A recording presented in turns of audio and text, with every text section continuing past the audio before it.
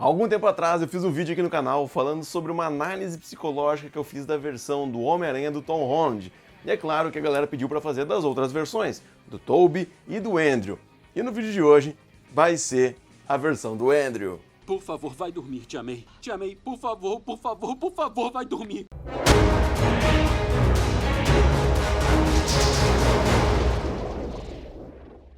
E aí pessoal, como é que vocês estão? Tudo certo? Eu sou o Nicolas e sejam muito bem-vindos a mais um vídeo. E olha só, essa versão do Homem-Aranha que foi construída pelo Andrew Garfield é sim uma das mais peculiares. Além do fato de ser uma das mais egocêntricas e arrogantes, também representa um nerd com estilo e que até anda de skate. Sério, me fala aí, quando é que você viu um nerd, por exemplo, no período de 2012, andando de skate? Pode até existir, mas é bem difícil. E justamente sobre essa questão do skate é por onde a gente começa.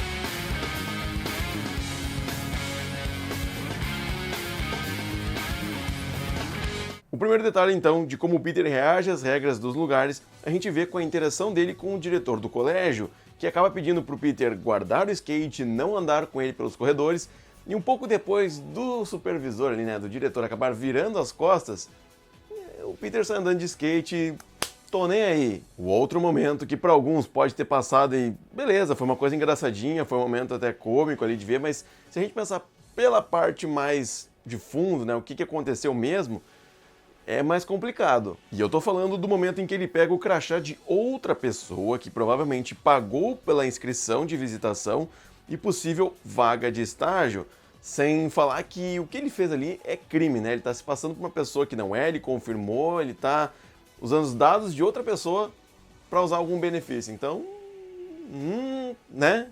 Que é isso? Pera, escuta. Diga que Rodrigo Guevara tá aqui embaixo. Rodrigo Guevara! Depois disso, então, ele é picado pela aranha, ele acaba sofrendo aos pouquinhos a mutação e aqui dá pra gente relevar o fato de ele chegar atrasado em casa, né? Até porque acabaram quebrando o skate dele enquanto ele tava lá sofrendo com essas mudanças todas aí. Mas aí a gente vai para um outro momento que também mostra bastante a irresponsabilidade, até porque ele já estava bem ciente do que ele poderia fazer. E eu tô falando do momento da cena do basquete na escola. E você vai dizer, cara, o Tobey também passou por algo parecido, mas assim, o Tobey estava sofrendo as mudanças durante, né? Foi basicamente um dia depois aí da visitação. Então, ele não fazia ideia do que poderia acontecer ou não, tá? Foi tudo uma sequência de acidentes. Ali, o Andrew já tinha presenciado o que ele poderia fazer no trem, ele já tinha uma noção do que as coisas poderiam ou não ocorrer graças a ele. E além do mais, que na cena dá pra ver bem que ele tá bem seguro do que ele tá fazendo, ele tem tudo ali sob controle e ele tá realmente tirando onda de toda essa situação. Lembrando que ele tá fazendo tudo que antes ele nem pensaria em fazer. Por causa desse momento de exibição do Peter, ele acaba quebrando então aquela tabela de vidro. O tio Ben vai ter que ficar mais tempo no trabalho, vai ter que fazer hora extra para conseguir pagar. E daí, para não prejudicar a tia May, né, não vai botar ela para trabalhar fazendo hora extra, ele disse então, Peter, tu vai depois da aula e busca a tia May, já que eu vou ter que fazer mais horas de trabalho para poder pagar o que tu fez aí. Mas aí mais tarde ele vai pro laboratório do Dr. Connors, o tio Ben liga para ele, mas ali eu não sei se o tio Ben já estava em casa ou ele quis ligar simplesmente para avisar, ó, a tia May tá quase na hora, hein? Não esquece de buscar ela. E daí o Peter simplesmente cancela a ligação e daí depois realmente ele acaba chegando em casa, o tio Ben já tá lá, a tia May tá lá e ele não tava. Então ele quebrou aí uma promessa, quebrou com a responsabilidade que ele realmente tinha. Mais à frente, a gente tem a morte do tio Ben, onde o Peter deixa de parar o bandido justamente porque ele chegou a ajudar e somado a isso tinha um sentimento de vingança sobre o cara ali da loja. Mas também eu tenho que admitir que aquele cara poderia ter aliviado um pouco pro Peter, né? Faltou 2 centavos, cara. Então, tipo, deixa o cara passar, velho. É só um Nescau ali, velho. Pra que fazer esse tumulto? Mas, tá bom. Mas, sério, agora, esse fato aqui não faz muito sentido, cara. Eu vejo isso e fico pensando, cara, como é que aprovaram isso? Tudo bem que esteticamente é bacana, com a trilha fica legal, mas não faz muito sentido. Por exemplo, ele usa máscara para ir atrás dos bandidos, à noite e tal, tudo certinho.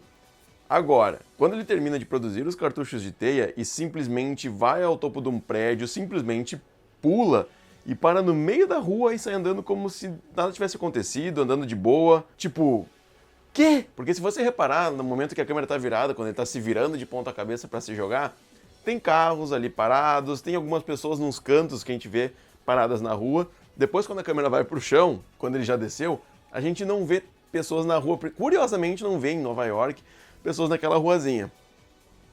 Mas é estranho, mas no fundo a gente vê algumas pessoas. E ele ainda foi gritando desde lá de cima do prédio até chegar lá embaixo. Então, como que ninguém viu simplesmente um rapaz sem fantasia, sem máscara, pular de um prédio, disparar uma teia e sair andando?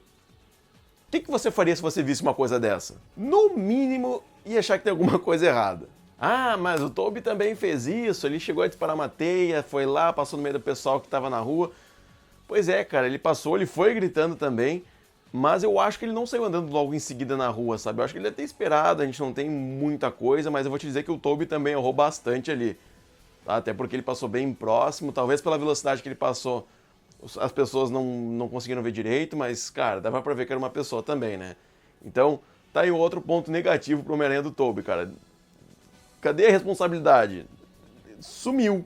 Depois, o Homem-Aranha do Andrew usa os poderes para ir ver a Gwen. E tudo bem, ele deve ter ido com um traje na mochila, se escondendo, eu acredito, mas enfim, né?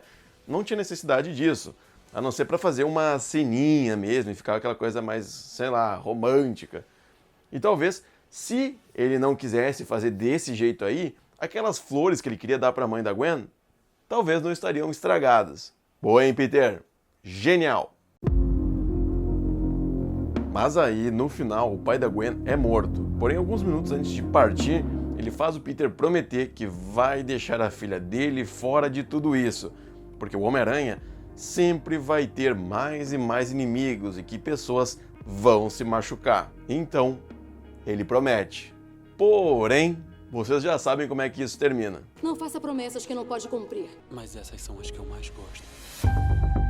Agora, indo pra Espetacular Homem-Aranha 2, logo no começo, cara, nas primeiras cenas que a gente vê ele como Homem-Aranha, depois daquela introdução dos pais dele, a gente percebe que aquela cena do caminhão batendo em vários carros de civis, fazendo maior tumulto, cara, ele poderia ter parado o caminhão muito no começo, ele ficou fazendo graça e correndo mais e mais riscos. Mas vamos tentar filtrar o máximo aqui pra não ficar um vídeo muito longo. Cara, sério, quando eu vejo que o cara tá carregando a arma e o Homem-Aranha podia simplesmente sair dali da cabine, lançar uma teia nos pneus ou soltar uma teia no freio de mão, mas não, ele continua dirigindo e o caminhão vai batendo em tudo. Cara, por quê? Não precisa disso. Mas então, depois a gente tem vários momentos em que a gente vê o pai da Gwen aparecendo, entre aspas, ao fundo, pra mostrar o quão errado o Peter tava com aquela decisão dele. Justamente porque ele tinha prometido e estava quebrando regras e quis passar por cima de uma promessa e ele estava começando a se sentir mal. Depois disso, a Gwen e o Peter ainda chegam a terminar e isso, mesmo que seja difícil de ser feito para o Peter e para a Gwen, era o certo. Mas a gente também vê que a vida da Gwen começa a ir muito bem, acaba melhorando muito a partir do momento em que o Peter se afastou dela. Porém, no final, o Peter acaba indo atrás dela.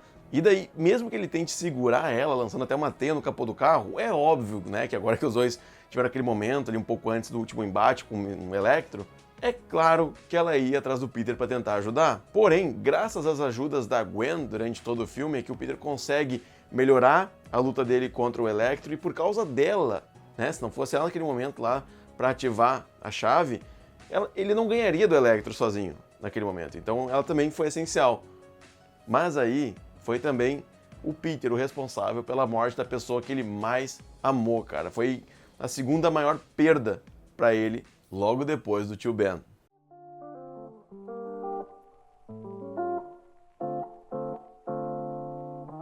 Mas então é isso, pessoal. Esse é o vídeo de hoje. Eu espero de verdade que vocês tenham gostado dessa rápida análise, tá? Lembrando que eu não sou psicólogo, psiquiatra, não sou formado nisso, mas é pegando alguns fatos, algumas situações do personagem, e a gente vê que ele tenta ser responsável, mas ele sempre acaba quebrando as suas próprias promessas, sempre acaba indo no caminho contrário do que ele teria que fazer, sabe? Ele passa por uma situação complicada, né, que foi por causa de irresponsabilidade, e ele continua cometendo irresponsabilidade mesmo depois daquilo. Então, é complicado, sabe? O certo seria ele passar, de repente, por isso no primeiro filme, no segundo ficar mais maduro, aprender realmente com os erros, mas infelizmente isso não acontece. Mas agora eu quero saber a tua opinião sobre tudo isso. O que você acha?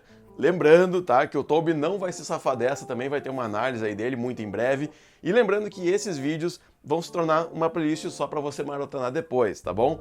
O vídeo do Tom Holland eu vou deixar aqui na descrição, caso você ainda não tenha visto, tá bom? Lembrando, pessoal, que as minhas redes sociais estão aqui embaixo na descrição, o meu Twitter, o meu Instagram e aquele site roxinho de lives lá onde a gente conversa, assiste filmes. Então, se você ficou curioso, tem vontade de participar também, cara, o link vai estar aqui embaixo, é de graça e eu tenho certeza que você vai gostar bastante. Então, é isso, pessoal. Eu vejo você no próximo vídeo. Um forte abraço e valeu!